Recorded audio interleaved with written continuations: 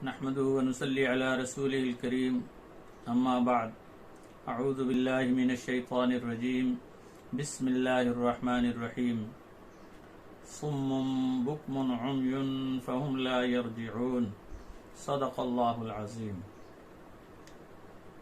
وہ بہرے، گونگے اور اندھے ہیں، وہ نہیں لوٹیں گے۔ میرے محترم ناظرین و سامعین، السلام علیکم ورحمۃ اللہ وبرکاتہ۔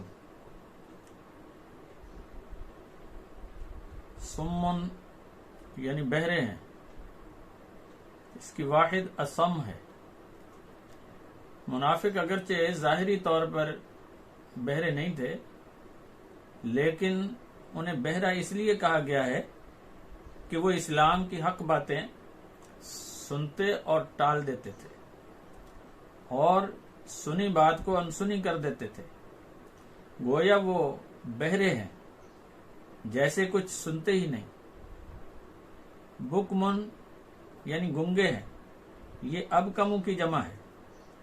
اگرچہ ان لوگوں کی زبانیں تو موجود تھیں، لیکن سچی بات پوچھنے سے گریز کرتے تھے اور حق بات کا اقرار نہیں کرتے تھے، گویا گنگے ہیں اور ان کے منہ میں زبان نہیں ہے۔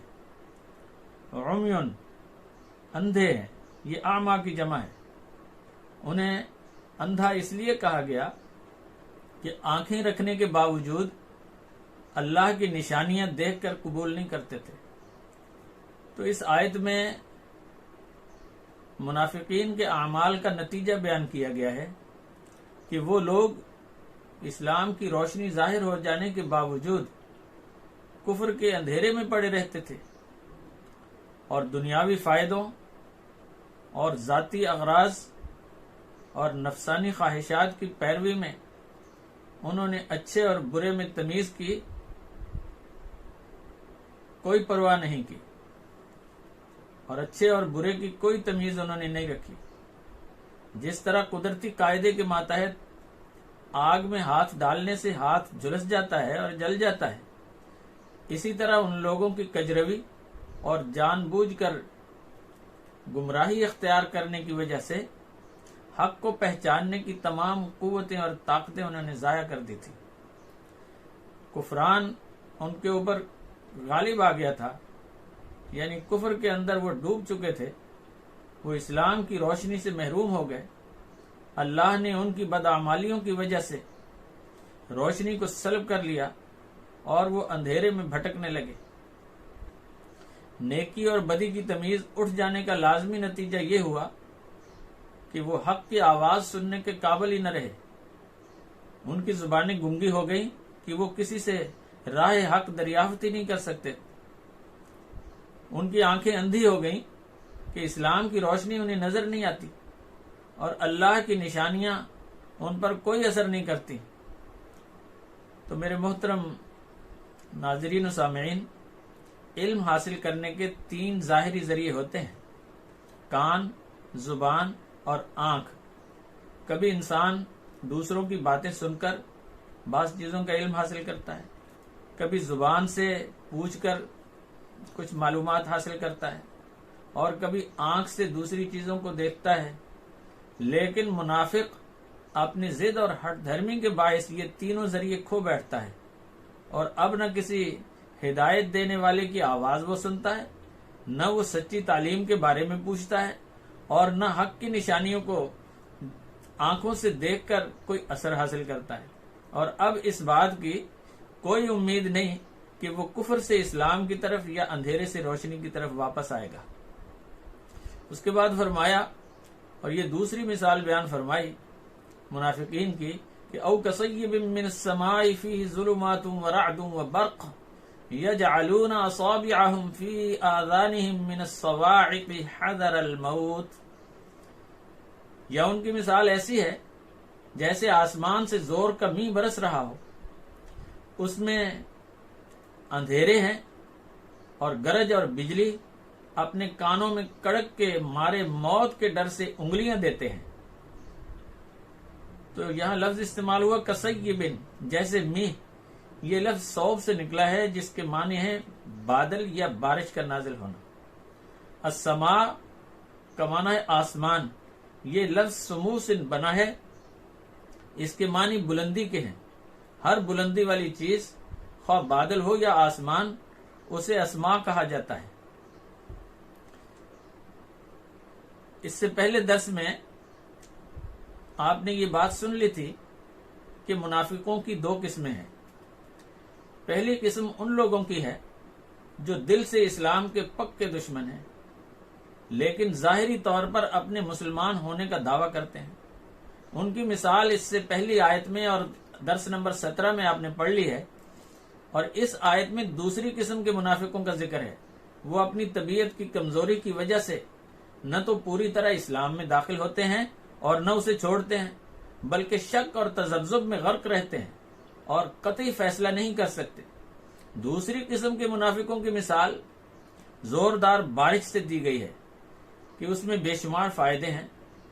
مردہ زمین زندہ ہو جاتی ہے، کھیتیاں لہلہانے لگتی ہیں، ندی نالے بہنے لگتے ہیں، لیکن ساتھ ہی دل کو لرزانے والی بادلوں کی کڑک اور آنکھوں کو چندھانے والی بجلی کی چمک بھی ہوتی ہے۔ گھٹا ٹوپ اندھیرا بھی چھا جاتا ہے، لیکن ان باتوں کے باوجود کوئی بارش کا دشمن نہیں ہوتا۔ اسلام بھی بارش کی طرح سراسر رحمت بن کر آیا، لیکن اس میں نماز، روزہ، حج اور زکوٰۃ اور جہاد اور احکام خداوندی کی دوسری پابندیاں اور دشواریاں بھی ہیں۔ تو منافق ان پابندیوں سے بدکتے ہیں اور جی کتراتے ہیں، جان چھڑاتے ہیں۔ تو منافق اسلام کے فائدے دیکھتے ہیں تو اس کی طرف دوڑتے ہیں، مگر جب قربانی کا وقت آتا ہے تو وہ پیچھے ہٹ جاتے ہیں۔ کاش تذبذب چھوڑ کر یہ لوگ ایک طرف ہو جاتے اور اپنی زندگی اسلام کے ساتھ وابستہ کر دیتے۔ تو آیت کے آخر میں فرمایا واللہ محیط بالکافرین، اور اللہ کافروں کا احاطہ کیے ہوئے ہے۔ محیط یعنی احاطہ کرنا، اور یہ لفظ احاطہ سے بنا ہے جس کے معنی ہے چاروں طرف سے کسی چیز کو گھیر لینا۔ یہاں اس سے مراد یہ ہے کہ اللہ کافروں پر اپنی ذات، اپنے علم اور قدرت ہر لحاظ سے محیط ہے۔ دونوں قسم کے منافقوں کا حال آپ نے پچھلے آیات میں سن لیا۔ پہلی قسم کے لوگ اندرونی طور پر اسلام کے بڑے دشمن ہیں، لیکن ظاہری طور پر وہ اس بات کا دم بھرتے ہیں اور مسلمانوں کے حمایتی ہونے کا دعویٰ کرتے ہیں۔ اور دوسری قسم کے منافق طبیعت کے کمزور، بزدل اور پست ہمت ہیں۔ وہ جس مجلس میں جائیں اسی کا اثر قبول کر لیتے ہیں۔ مسلمانوں کے ساتھ بیٹھیں اور ان کی باتیں سنیں، ان کے واعظ و نصیحت سنیں، آیات سنیں، تو ان کی شان اور فتح مندی دیکھیں تو مرعوب ہو کر اسلام میں داخل ہو جاتے ہیں۔ لیکن جب آزمائش اور امتحان سے واسطہ پڑتا ہے تو پھر کفر کی طرف لوٹ جاتے ہیں۔ وہ مشقت اور موت سے ڈرتے ہیں۔ تو آیت کے آخر میں بتایا گیا ہے کہ اللہ تعالیٰ ان منافقوں پر ہر طرح سے حاوی ہے۔ وہ محض مشقت اور موت سے بچنے کی خاطر اسلام سے بھاگتے ہیں، لیکن اللہ تعالیٰ ان پر ہر قسم کا اختیار اور قدرت رکھتا ہے، اس لیے موت سے کیسے بچ سکتے ہیں؟ اسلام ان سے مطالبہ کرتا ہے کہ وہ نفسانی لذتوں اور جھوٹی خواہشوں کو چھوڑ دیں، اللہ کی راہ میں جان اور مال پیش کریں، تکلیفیں اور مصیبتیں برداشت کریں۔ وہ عذاب کی آیتیں سننا نہیں چاہتے اور کان دبا کر نکل جاتے ہیں، لیکن وہ اللہ کی پکڑ سے بچ نہیں سکتے۔ قادر مطلق کی گرفت سے اپنے آپ کو اس طرح بچانے کی کوشش محض حماقت اور کم عقلی کی دلیل ہے۔ اللہ تعالیٰ انہیں صرف ڈھیل دیتا ہے اور سمجھنے کے موقع ان کے لیے پیدا کرتا ہے۔ جب ان کی مہلت ختم ہو جائے گی تو پھر دنیا کی کوئی طاقت ان کا حمایتی اور کوئی دوست انہیں اللہ کے عذاب سے اور اللہ کے عتاب سے نہیں بچا سکے گا۔ وہ ان کی تمام حرکات بلکہ سینوں کے بھیدوں تک کو بھی جانتا ہے، اور وہ ان پر قدرت کے لحاظ سے بھی حاوی ہے۔ جس طرح کی سزا دینا چاہے اسے اس پر قدرت حاصل ہے اور وہ دے سکتا ہے۔ جس طرح بارش میں گرج چمک اور کڑک سب کچھ ہوتا ہے، اسی طرح اسلام میں آزمائش کے طور پر محنت ہے، سختی ہے، غربت ہے اور تکلیفیں، سب ہی کچھ ہو سکتا ہے، مگر نتیجے میں دونوں جہانوں کی کامیابی ہے۔ اس لیے انسان کو چاہیے کہ وہ ان عارضی مصیبتوں سے گھبرا کر اسلام سے بھاگ نہ جائے، بلکہ استقلال کے ساتھ ثابت قدمی کے ساتھ اس پر جم جائے. انسان اگر مصیبتوں سے بھاگنا ہی چاہے تو بچ نہیں سکتا. تو اللہ تعالی مجھے اور آپ کو عمل کی توفیق عطا فرمائے. وآخر دعوانا ان الحمد للہ رب العالمین.